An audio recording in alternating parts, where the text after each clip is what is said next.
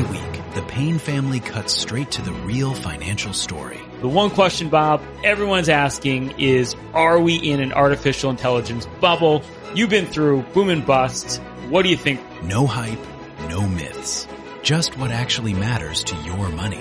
Does feel very similar to what we experienced in the 90s. Where are we, though? Are we in 1995, 1997, 1999? Listen to the Pain Points of Wealth on the Red Apple Podcast Network. I had that dream again. My small business needs to hire, but I don't use LinkedIn, and I hire wrong. So our orders get all backed up. We're drowning in paperwork, then actually drowning. Carol is fighting off sharks with a stapler, and pirates are pillaging the office copier, and then I wake up. Don't let hiring nightmares ruin your dreams. LinkedIn Jobs' new AI assistant goes beyond the resume, using unique insights to deliver a smarter shortlist. Post your job for free at linkedin.com/quality. Start hiring today with LinkedIn. The More Money Show with Steve Moore on the Red Apple Podcast Network. Welcome back, folks. This is the More Money Show. I hope you're enjoying the new year. What a way to start the new year, with an incredible military victory against evil.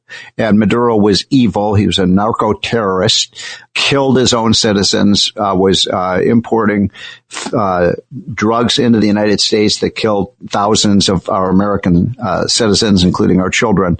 This is such a great, great day for freedom and prosperity. So I'm just bursting with joy. I hope you are too. I will be taking your calls later in this hour because I want to hear from you. I want to hear people on both sides. If you support what Trump has done. And by the way, I don't know all the details of this. I'm not a military or foreign policy expert. I'm an economist. I do think that we need to make sure that I believe in the Monroe Doctrine, that one of the purposes of the United States and missions is to keep the Americas free from tyranny, and that's exactly what Donald Trump has done last night with an amazing military mission. And incidentally, I'm so sick and tired of Democrats talking about threats to democracy.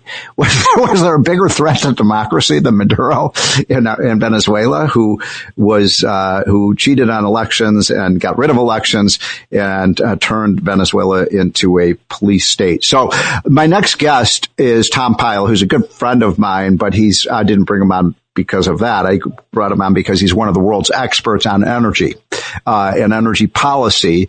And mostly we focus on the U.S. And by the way, he's a drill baby drill guy, as am I. Let's produce as much American energy as we can. But he also knows what's going on around the world with energy. So Tom, I know it's a busy day for you. Thanks for joining. My pleasure. Happy New Year, Steve. You too. So let's just talk. I don't know a lot about Venezuela's oil. I know they've got a lot of it. But first of all, what's happened under Maduro with respect to the production of oil in that country? Yeah, well, they do have a lot of oil. In fact, they're the largest proven reserves, which means the stuff that's available right now is around 300 barrels, Steve. And we use a lot of it. We had. So, I'm sorry, how much? 300 billion with a B. 300 billion. And by the way, sorry to interrupt you, Tom, but it's because I think I don't know a lot about this, and I'm sure our listeners don't.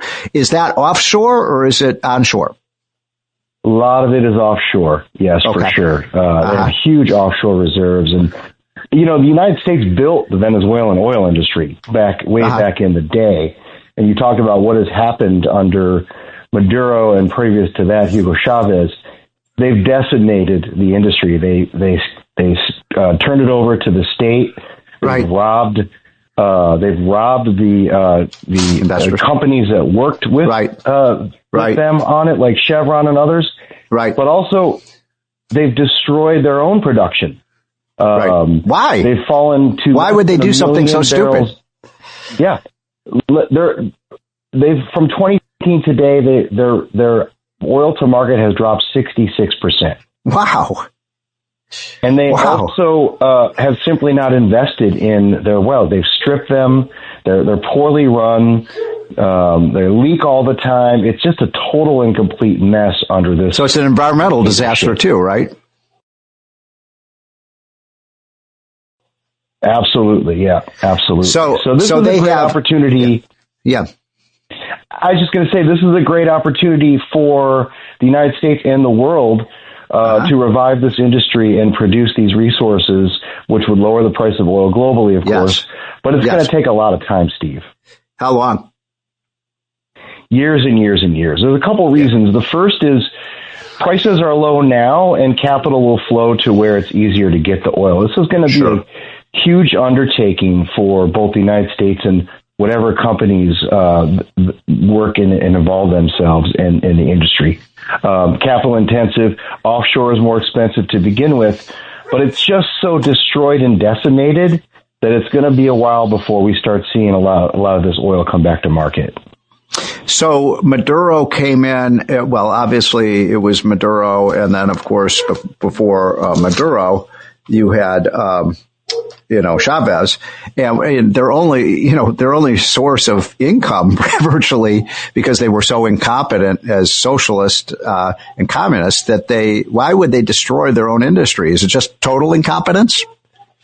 Total incompetence. Government doesn't manage stuff very well, as you know from experience. Right. And they used it to feed their socialism. They didn't use it to plow. They didn't put any more resources back into the infrastructure. Wow. During the bad old days, the workers were literally stripping the fields for their copper and some other things to try to eat. So yeah, there's a lot of work that needs to be done here, but the upside is that we can import a lot of this crude, because, as you know, a lot of our refineries are built to take this type of oil. Right. We export a lot of our oil from the Permian because our refineries aren't equipped to take the lighter, sweeter blends. These are heavy sour blends, and our refineries are built just for these types of oil. Also in the oil sands up in Canada.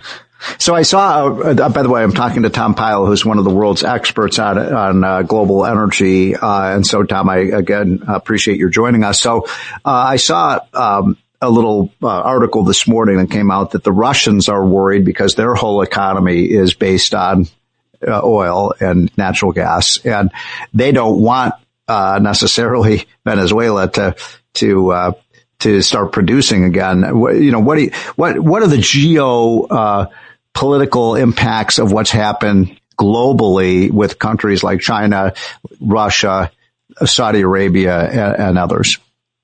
Yeah, I saw that, and I laughed at Putin's statement about how we shouldn't be going into foreign countries. A little irony there. Yeah, a little irony. Yeah. These guys supply, Cuba, a lot of the sort of socialist-friendly China, a lot, what little oil they produce, remain producing, mostly supplies these hostile regimes. And so they're not going to be happy, because they might see further pressure on their economies if their oil doesn't flow. Russia just doesn't like a lot of oil, because they also fuel their war and their regime, of course, with their oil profits. And so having more barrels around the world means these countries, the price goes down, and then mean these countries don't make as much money to fund their terror. Right. So, Tom, we just have about 2 or 3 minutes left. Just the final question for you is, give us an assessment of what's happening here in the U.S. with our oil and gas production. How do you see it playing out over the next couple of years? Well, I think we're full steam ahead. I noticed that there's been a lot of interest in the Gulf now. President Trump has reversed the bad old days of Biden energy policy and is offering offshore leases. Bigger companies are making large investments in the offshore. We're continuing to produce more in the Permian. I don't see an end to our... Can I just stop you right there for 1 second, Tom? Because I heard that they were actually, not cutting back on the drilling in the Permian because the price is so low now. What's the fact? Yeah, they can produce oil cheaper in the Permian, and so they're still making money even with $60 oil, and it can continue to go down. Got it. So U.S. is here to stay, baby. Okay. And then finally, in just our last minute and a half, what would I know this is always a hazardous question to ask, but what do you see happening to the price of oil now, given what's happened in the last 48 hours in terms of right now we're at $58 a barrel? What are we at now? I think we're up $1 or $2. I think short term there won't be a big impact, Steve, because there's a lot of questions still, right? We don't know how the governance is going to shake out. Are we going to overcome these investment hurdles? I think short term, little impact. Long term, Venezuela could matter. Not only for oil, Steve, but they've got significant mineral resources as well. Right. And those are well invested. And so I think overall, if the government stabilizes in Venezuela and we become a good partner of theirs, we will benefit, the world will benefit, and Venezuela will get back on its feet, much like we've seen in Argentina. So, Tom, how do people get you put out the most amazing research at Institute for Energy Research. How do people get access to that? instituteforenergyresearch.org. Tom Pyle, you're the best. Thanks so much for carving some time out of your Saturday afternoon and joining us. Folks, this is the More Money Show, and we will be right back. Thanks for listening to More Money with Steve Moore. You can hear More Money with Steve Moore Saturday afternoons at 1. If you like the podcast, share it with your friends and listen anytime at WABCRadio.com and download the WABC Radio app. Hit that subscribe button on all major podcast platforms. Plus, follow WABC on social on Instagram, TikTok, Facebook, and X. See you next time for a new episode so you never have to wonder, what the heck is going on here? Listen to this podcast now on the Red Apple Podcast Network. The Leadership Thread with Dr. Peggy Polonis. I'm Dr. Peggy Polonis. Join me on each episode where I unravel the story that shaped leaders, tracing the thread that led them where they are today. Because leadership isn't born in adulthood. And thank you once again for joining us on the Leadership Thread, education, ethics, and sustainability. Download all of Red Apple Media's podcasts right now through your favorite podcast platform.